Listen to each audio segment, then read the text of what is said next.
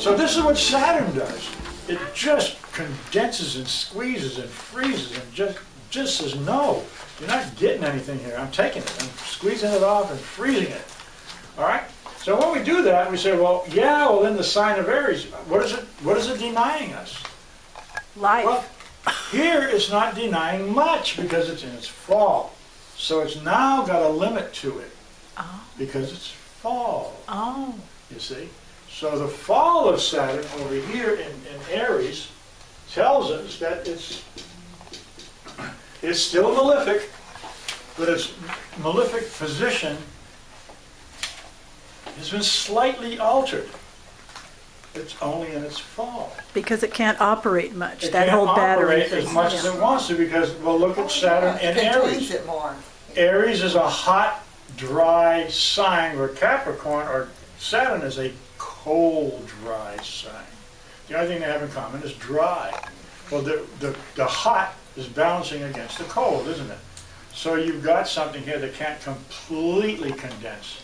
It can only go a certain degree of condensation.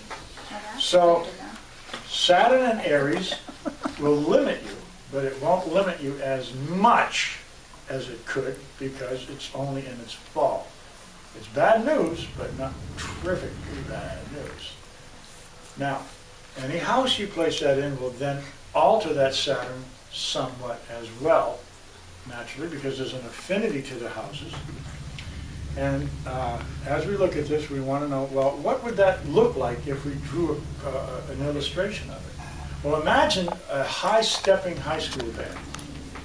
All of them in their teens. All of them good at what they do. And they do the monkey march. Now, sometimes when we watch the Super Bowl, the Rose Bowl, the Rose Bowl parade, you'll often see a band that's really high-stepping and fast. This is called a monkey march. Also, the goose step, which requires so much energy and you got to really be physically fit to do a goose step. All of these show that this is really a high-energy way of doing something. So if we're watching the monkey march, and we put the 65-year-old Saturn in the middle of that monkey march, you see now his fall. Right, he'll be gasping for air and begging for a break every 4 steps. So this is how Saturn and Aries would literally be in its fall. In other words, Aries wants to get things done now. Come on, what are you doing? Where are you going? Let's go. Let's go.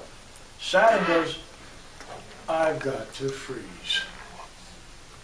Aries goes, no, we gotta go. Saturn says, no, I've got to freeze it all down. So you see, there's the conflict. Aries wants to go really quick. Saturn says, no, I don't want to go really quick. I just want to go, but not that fast. I want to just not go that fast. So it's like an old man in the monkey march. It just is not, it's out of place. It's not going to work well. And so this is what we're looking at with that kind of a situation. All right? That's how that would work.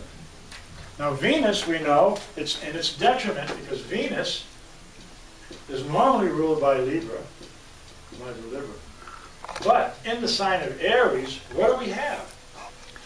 Well, Venus is very easygoing, it's very social. It wants to simply acquire in an easy way. Passive income is a good thing for Venus. A good game of partying is good for Venus, because that's our social side. We like the Venus act. Okay? But again, because it's in Aries, it's out of place. In other words, I'm in a very hot situation. And by Taurus' standards, it's a very cold, wet, a very cold, dry place. And by Libra, it's sort of a mild, airy place, dry and airy. So here we have a situation where it's not working well by detriment, so it can't do much. Because first of all, a woman in a foundry is not going to be shoveling coal and steel as easily as any man might, just by the physical attribute. So here you might see Aries wanting to take Venus on a date. She gets all dressed up in her high heels and her best gown because she really wants to impress the guy. And where does he take her? To the dump. To the company picnic at the foundry. Yeah. Now look at her, what are you dressed like that for? and all the other wives are dressed in their fatigues and Brogan boots and everything else, not doing too well. So Venus in Aries generally is completely out of sorts with what's going on. So you can see here that this can be quite a problem with that. By triplicity, we know that this is a day and a night situation. So when we see the triplicity, this is going to alter Aries quite a bit. So Jupiter in Aries is good. It's going to heighten Jupiter's gifts. It's going to give you more honor because it really likes another fire sign. So the concept here of changing the picture of Jupiter from Santa Claus into Aries, it becomes a personal Santa Claus. It starts, because Aries is a personal sign. And this is why we're seeing all of this stuff going on between Uranus and Aries squaring Pluto in Capricorn. It's an us against them situation. And what's the us? Individuals demanding their individual freedoms from the tyranny of Pluto in Capricorn. That's just playing out beautifully. Syria. Yeah, I mean, it's just so easy to see astrologically. So there you see the triplicity. Jupiter in Aries is wonderful. It wants to give, it'll be a personal giver. Loves it. Sun here wants to be boastful, proud, and not arrogant as well as it is in Leo, but has a personal point of view that feels you need to listen to me. I have something I can offer you, and you need to hear it. And so the Sun in triplicity becomes very friendly. So Sun and Jupiter means that triplicity is a friendly term. It will help where it can, how it can. It's very nice. Of course, the Sun is an exaltation also in here, so Aries would give that a little bit more of interest along that line. So, any Aries in here would certainly want to look at the sign of Leo, see where they want to extend that information, where they want to extend that gift. Any Aries in here want to look at Jupiter and see where their gifts are coming from. Are they in plenty? So if Jupiter's in Aries, that's what they're going to be looking for. So this is what Aries is going to be looking at every time you say the sign Aries. Now when you put that sign in a house, it then alters that. Because if I put Aries in the 10th house, Saturn now has an extra bump, because that's Saturn's normal house. It likes that house. It likes the idea of that house. So it would show some strength. But it would also show that this guy right here, as the ruler, would be very aggressive. How we can place these planets and alter them by their pristine state. They shift, they change, and they alter by that statement. Okay? Now if we take this down one, and we look at Taurus, we're going to see a new game. Taurus is ruled by Venus. Taurus wants things easy. It's like the passive income I was talking about a moment ago. It's talking about making it easy, doing it right, and enjoying what you do. So wherever you see Taurus, it looks to Venus and it enjoys that particular point. So wherever your Taurus is, it will enjoy where Venus is in the chart. Loves that kind of thing. All right? And it'll exalt the moon, because the moon, remember, is greedy, and Taurus is greedy for comfort and nice things, and being cared for, and being loved, and being wonderfully treated, all that wonderful Venus stuff that Venus stands for. Okay, well in Taurus, it really will do that. It'll give you that. It'll give you a good comforting time. Okay, the moon will push that a little further. As you also notice that the triplicity, the friendly part of that, is Venus and moon again in triplicity, day or night. Day side, night side. Of course, that's automatic because you can see where the moon is. Because this is automatic because you see where the sun is. All right. Mars is in its detriment here. Because again, Mars wants to get things done. It wants to get out there. It wants to get in the middle of that battle. It wants to get things done. Let's get the skirmish over. You know, we're tired of waiting. So they just went after this and they knock it down and run with it. However, in Taurus, this quick Aries movement has been done in what fashion? It is now placed in a fixed sign. Well, if you can't move and your feet are stuck in concrete or mud, what kind of energy is this doing? Hardly any. So Mars cannot be of much help in the sign of Taurus. It's weak here because it's in its detriment. It can't offer any assistance. And we always look at these planets as giving us assistance. And even when they take stuff from us, that's a form of assistance. So this is an assisting point. So Mars in Taurus then becomes detrimental because you can't achieve anything. You can't get anything done unless you do it in a very slow, methodical style and way. And usually Aries wants to get it done now.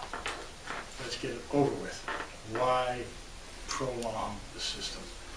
So it has to, it's here. And people who are born with Mars and Aries are generally laid back. Taurus. I mean, Mars and Taurus, they're generally laid back. Because they just, I don't know, it'll come, it'll happen. They get used to not being able to get things done quickly, they back it up.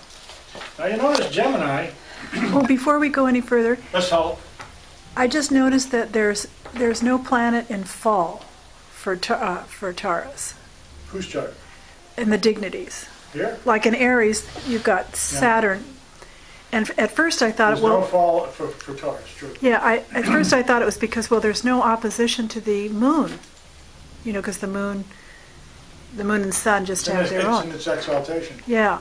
So, but then I noticed that that doesn't follow through. So I was wondering if there's a reason for that, or Yeah. good. Well, first of all, I wonder what it is. Is there an exaltation in the sign of its opposite point? Where would be, in essence, Yeah. where would be an exaltation for the moon? Well, it would have to be in the opposite sign of its exalted point, which is Scorpio. Okay. Well, it's in its fall, it hurts there, see? So when you look at Scorpio, you notice the moon is in its fall there. So it cannot take that position of being in its exaltation, because fall is the opposite of exaltation. Right. Yeah. So you can see here that it's knocked out of that position because of the fact the opposite position of it is bad news. So there's just detriment for. So it just does not going to work. It Okay. just goes into its fall in Cancer. I mean Okay. Scorpio, but it can't do much, Okay. and it can't reflect back to Taurus because well, it just can't. Yeah, because that's the So sign. Taurus cannot have that. That's Okay. why. Now look at Gemini. I mean that thing hardly has anything. It doesn't exalt anything because of course nobody can out-talk Gemini. So you're stuck with that one right off the bat. Okay? It does have a nice triplicity. It has Mercury's own ruling sign is a day triplicity, and Saturn, the ruler of Aquarius, its night triplicity. And you'll notice these triplicities relate to the other signs by which there's a fixed position. In other words, Aries has a fixed sign of Leo as its day triplicity. The fixed sign of Taurus has Venus as a triplicity. The fixed side of Gemini, or the mutable side, has that. So each one, but this fixed side is over here, Aquarius. Here we have Cancer. Well, Mars just takes that over. I'm not gathering what's so obvious. Huh? Isn't that obvious? It's I mean, really, it's so obvious, and I'm going, what? Bleh. yeah, that's a what that obvious. Called obviate. In summer. I don't know what it is. But you don't get the obvious part of that? I had one of them, and then by the time you got to the second, third, and fourth, I canceled. Okay, well all I'm saying is each one of these are going to associate with part of its triplicity in one of its fixed positions, except for water. In other words, the fixed position is Taurus. Yeah. Well, the ruler of its fixed sign is in its own triplicity here. Yeah. The fixed sign relating in fire, the trigon fire, is Leo. So there's a triplicity. The fixed sign of Leo, of course, is its own sign. Oh, I understand. There is no fixed sign here, so you can't use that. Could be Scorpio, but that's its fault. I'm not the only one. So that's how it's relating, though. The How's it triplicity relate? is how it relates, and that's why it's a friendly kind of a thing. with It's the related triplicity. to it by, somehow, by its element. So the elements want to click in and keep going with it. So each one of this pieces here, Memorize it or use the chart. I Pardon me? memorized it 10 times and forget it the next day. That's why we have to have your little chart. Yeah. And for those of us that You don't remember. Okay, I don't We're remember using- either, so I have a hard time with it as well. But Okay. when you notice that all you gotta do is the first 4 signs, and then they repeat themselves. They just keep- Yeah. keep Yeah, I playing. saw that, I saw all So these things. it's not a hard thing, man. All you gotta remember is 4 points. If I And then it just goes 5 years repetition. old when I learned that, I would remember it today. Yeah, because that's how it works. All you gotta remember is who's the opposite of where, and Yeah. it plays that game. See? Something good is bad on the other side. Something bad is good on the other side. You're saying the That's called house triplicities reflection. repeat. Diana? Yeah. You're saying the triplicities repeat every 4 signs. Yeah, look at I them. got that. Yeah. I could see all the Aries went together and Oh. they all repeated each other's stuff. Mhm. I got Then my that. explanation just messed it up. But that's it, you got it. Yeah, yeah, So- I got that. It's just Bingo. that all of a So sudden I it's- have to stop and, okay, now this is fire and all the fire signs did that, you know. Mhm. So you can see each of the fire signs are gonna do this all the way down the road. Yeah, yeah. This is what, this is called the trident. You got 4 of them. And so it's all gonna play off. And it's- Okay, we'll just keep doing it. So all the way down, we can see how the planets are going to alter in this sign. When a planet is altered, so is the sign it rules. In Aries, the fall of Saturn also says that Capricorn and Aquarius, they too are in fall. Both signs that are ruled by the planet follows its position. When, well, Just wow. oh, Say that, okay, say it one more time about Aries. Okay, so when Saturn is in fall, then it affects the planets that it rules. The sign. Down there Signs. with the signs. planet effect affects its kingdom. It's the Okay. sign it rules. So if Oh. Saturn is visiting the kingdom of Aries, Uh-huh, it has a problem. uh-huh. And so does the kingdom And of so Saturn does and Aquarius and Aquarius. Capricorn. They got a problem. So the Ah. houses where they are on the And the chart houses where they are on the chart also Are have affected. a weakness of fall or detriment. So there's a general statement. then. So that's a jewel. So that's a fall or a detriment would do the same thing. Yes, Wait. or an exaltation or anything else. All of these will reflect. Oh, shoot. In other words, Aries is, if the sun is in Aries, the first thing you're going to do, where's Leo? Because Yeah. Aries is going to love Leo. Yeah, And wherever Leo is in the chart, they're going to love that part of Leo. uh-huh. Okay, But they're not going to particularly care for wherever Saturn rules, which is going to be, from Aries standpoint, 10, 11 house. They have problems with that. Some of their friends won't be as wonderful as they could be. Does that it also affect the first house in your chart since that's a Saturn rule or Saturn Joy. joy? It has something to do with it, but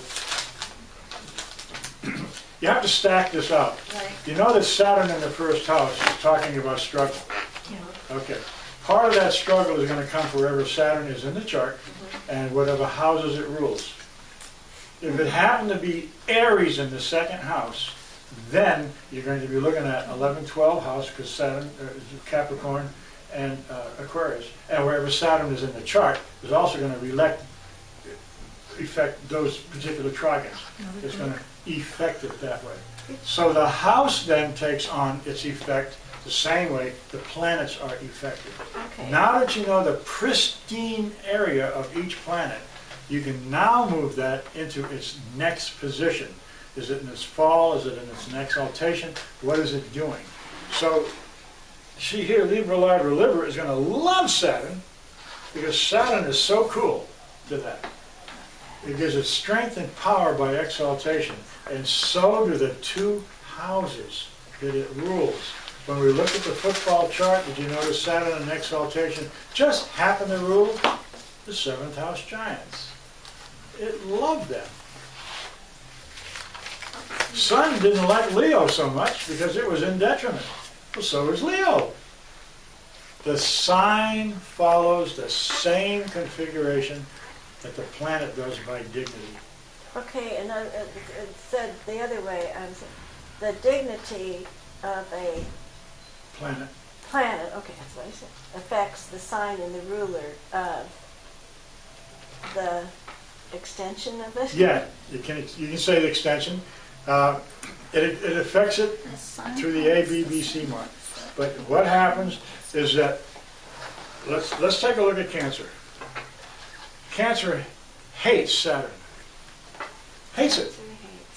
Yes. Cancer just hates absolutely Saturn. hates it, yeah. Because it's in its detriment. Yeah. So anything Saturn has rule over, which are those two houses, and whatever, those two signs, and whatever houses those two signs are in, going to have a problem with that. So let's say that we had Cancer, third house. Okay? That would put Saturn in the 9th house and the 10th house. And if Saturn was in Cancer in the 3rd house, it would have a problem with 9, 10 house authority. Probably wouldn't go to school because it doesn't like the way teachers teach, doesn't like the idea of how all of that is put together as far as a curriculum goes. Would hate that. Every boss that worked for it couldn't possibly listen to that guy speak another moment. Bosses would be ugly. They would not be well accepted. And wherever Saturn was, in this case 3rd house, who loses? The 3rd house, because it's a house of exploration. How to get new ideas, new thoughts, new thinkings, and learning all about other areas in your life. That's your 3rd house. Are you saying, in essence, if we use the natural house of Aries ruling the 1st and Libra the 7th, then that's the principle you're following? You can follow that principle, or you can just follow where it is in the natal chart. Okay. But you can add that if you like. But now you've got to double. There's the houses for me, because... Yeah, well, you can do that. And that, if you can do that and see it, then no matter where you shift the chart, the same principle applies. Yeah. So nothing is going to change. But yes, to answer that question, it's a yes. But remember, it's flexible. Because Aries rising just happens to work off the equinox chart. Right. See, the spring equinox. And the reason why it's called the natural chart is because everything starts in the spring equinox. Even your solar returns. You always have to do the spring equinox for the person you're doing the solar return for. Because you want to know how their environment, the immediate environment, is being affected by that. So now you have that, but the basic thing of that Aries 1st house says Mars, get her done now. But get her done now has to get her done now through a basic Saturn struggle. So it wants to outrace time if it can with Aries rising. They want to get there quicker than if time catches up with them. Okay? So yeah, you can, but they all stack up. You see you're starting to get a whole... Actually, what you're doing is instead of reading a sentence this way, you're compiling a sentence this way. Depth. Struggle. Fight the struggle. Where, how, and what compromises do you make to get that struggle to work for you? Now you go to the aspects. Who's helping? Because aspects are your helpmates. They're the ones that are throwing in their part as a situation as well. They're helpmates. So you see, the whole concept then starts showing that what each sign does, it also translates that, what each planet does also translates that to the sign. This becomes extremely important. Because once you understand how the sentence does this, you now can read the chart. Because all of us want to do this. Because we're used to that. Except Chinese, or do it that way. And Hebrew. Hebrew wants to do it that way. But we want to do it this way. Like the Chinese write this way, don't they? They go up and down and up and down. Well, that's what we really want to do too. We want to stack each of the meanings and then add unto. And you will get a sentence from that. And that sentence will tell you all you need to know. And you end up with an aspect. You end with aspects. That would be the last part, whichever way you want to start. You got it? It's like adding adjectives to the... So the first thing would be the joy of the planet. The first thing is the joy of the planet. That's good. The second thing would be the sign on the cusp. The sign on the cusp.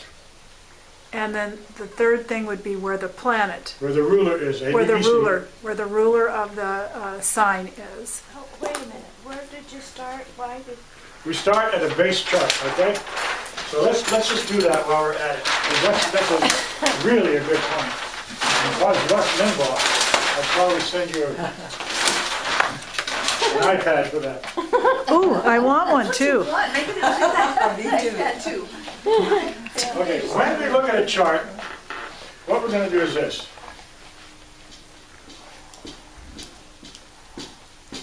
And after we do that, we're going to look at the first house just for because. Yes. The first house tells us that our life is going to be one of struggle. Yes. We know that. End of story. So the first house talks struggle. Okay. Now the next thing we want to do, this is number one. Number two then becomes, how do we overcome that struggle? By the sign. The sign becomes number two.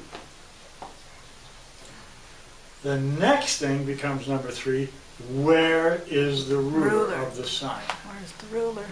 So let's put the ruler of this sign over here in the fifth house.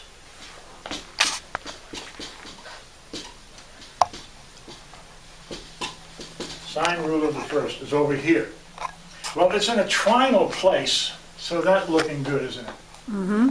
Okay, so it might be a little easier to do whatever this sign over Saturn is asking of us. So this is number three. Now, the bottom house signature is Venus, is it not? Right. So that's now giving us something else to say this is going to make it easier. So I got a trine and I got a Venus joy. So that's the next thing I know. So now I've got my A, B, B, C. I got the sign. Then I go to the ruler. Then I take that ruler. And I want to see where the ruler This is. would be a good pamphlet. And that will tell me by dignity Not a book, but a pamphlet. You're in the publishing stage. how strong it's going to be able to react to the circumstance that we began with, by dignity. Then, when we finish with dignity, which is really kind of a number 4 thing, I want to look at, of all things, aspects.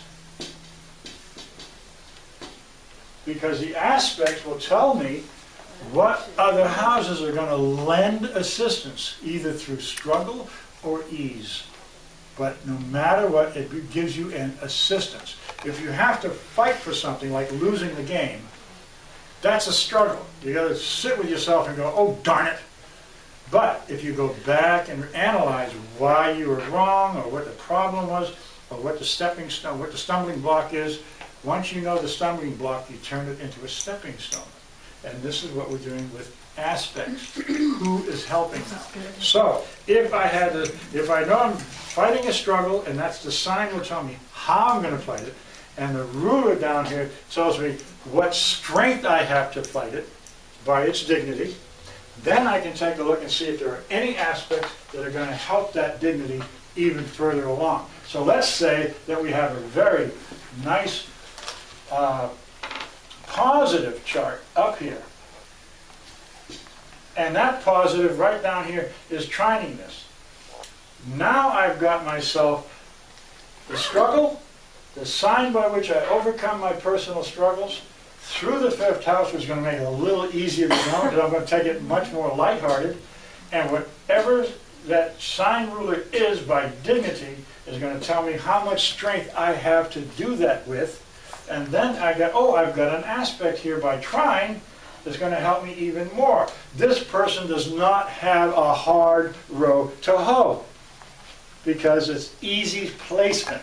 In other words, this sign is a trinal aspect to here. So if this is fire, chances are that's fire. And if this is fire, chances are that's fire. So I've got a lot of fire here by this big grand trine in the essence telling me what I'm looking at the chart. And the signs that are related to this, so is going to tell me much more. Now, if this was a sign that has 2 rulers, like Mercury and Saturn, Jupiter, Venus, and the other two, they have all this information. Now it starts giving us who is going to go where and how we're going to take that to the next level. Who does what? This is a very easy chart because it's all trines and in the right right segment. So they're going to overcome all their struggles with a light heart. They won't have a hard road to hoe because the last life was really nice. They probably gave away their fortune while they were alive. You know, the thing is, you can't take it with you. Yeah. Well, if karma is really a rule, you can't.